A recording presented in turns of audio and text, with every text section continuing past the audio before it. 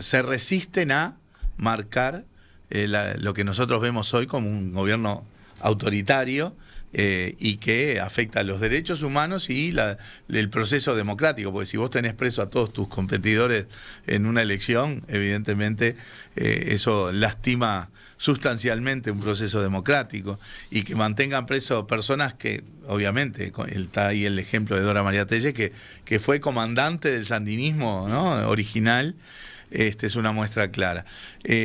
Nosotros en el frente todavía hay gente que de alguna manera todavía resiste. Tuvimos discusiones en la interna del frente, y ahí sí que hubo perfiles claros, con respecto a cómo poner el peso del tema de la guerra de Rusia y Ucrania.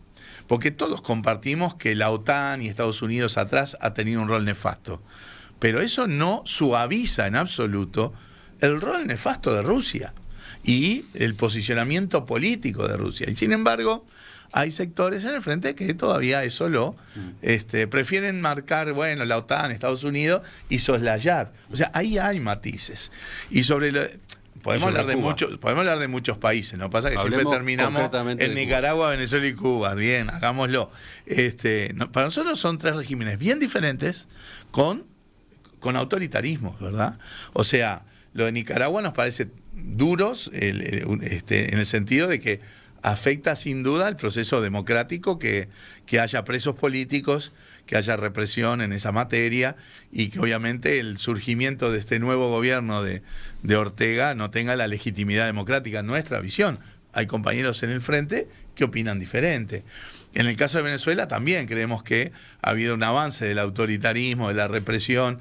Cuando hay represión en las calles, nosotros estamos en contra siempre. Y cuando hay violaciones de derechos y violaciones de derechos humanos, vamos a estar en contra siempre, porque el criterio que nosotros marcamos para la evaluación de estos casos se centra en el tema de derechos humanos. Claro, pero esa en Venezuela, que en es muy Cuba, conocida en el Frente Amplio, no lleva a que aparezcan declaraciones, por ejemplo, de repudio, de alarma, cuando, es verdad, como en hay Cuba, se posturas... da la represión que se dio en julio del año pasado con la manifestación prodemocracia. Nosotros somos, obviamente, somos muy críticos y le da obviamente también un tinte autoritario a esa lógica en la represión que recrudeció durante la pandemia. La situación en Cuba empeoró mucho.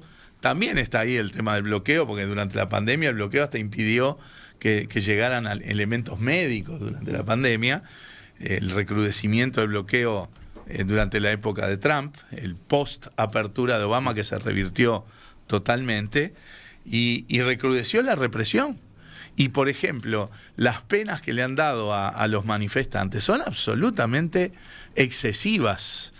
Creemos que violatorias de los derechos humanos. O sea, que te den 8 o 10 años de cárcel por una manifestación o por romper una vidriera, realmente suena muy excesivo. O sea, ha habido un recrudecimiento de autoritarismo en Cuba en ese terreno. ¿Y entonces? Y entonces tenemos una visión crítica de ese proceso de represión en Cuba, como también un proceso de represión creciente también en su momento en Venezuela. Nosotros tenemos visiones críticas. ¿Por qué no hay declaraciones a definir a Cuba como una dictadura? La palabrita mágica, dictadura. Sí, sí. Pero eso volvemos a las etiquetas, Cotelo.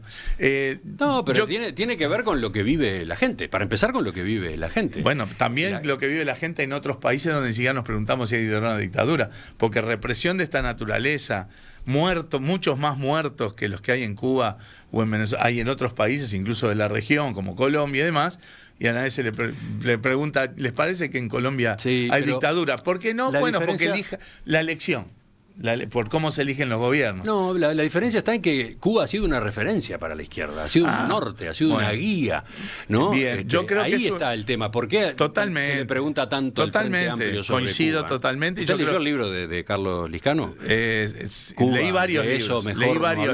Leí varios libros sobre Cuba.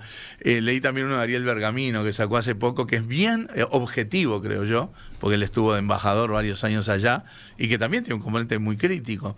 Ahora, es cierto lo que usted dice, Cuba fue una referencia hasta emocional de la izquierda uruguaya, y también en los momentos de la lógica de la Guerra Fría y demás, una referencia hacia unas formas de gobernar, sí. Creo que ya no lo es. Quizá algún sector del frente todavía lo mantenga, en el caso nuestro definitivamente no. Cuba no es un espejo donde mirarnos, el sistema de partido único ni por asomo, y obviamente el proceso de mayor autoritarismo en Cuba nos resulta triste y preocupante. En el caso de Venezuela también hay un tema. Nosotros en general nunca acompañamos la idea de que el chavismo era el socialismo del siglo XXI, ¿no?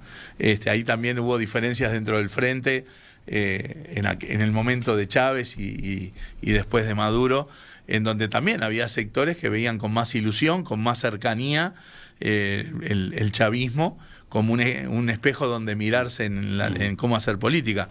No fue nunca nuestro caso ese.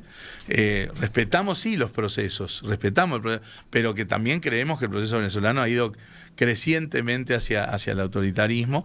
Y el caso de Nicaragua es como el más nítido, porque el proceso electoral ha sido totalmente trampeado por el hecho de tener preso no sé, a 8 potenciales candidatos rivales de Ortega, ¿verdad? O sea que ahí es el acceso al gobierno el que quedó totalmente desvirtuado y yo me animo a decir mucho más claro que ahí hay un componente dictatorial en un contexto donde, reitero, en los 3 casos que estamos mencionando y en otros, hay un creciente autoritarismo que es muy preocupante y en el caso de Cuba por lo menos es también triste, ¿no?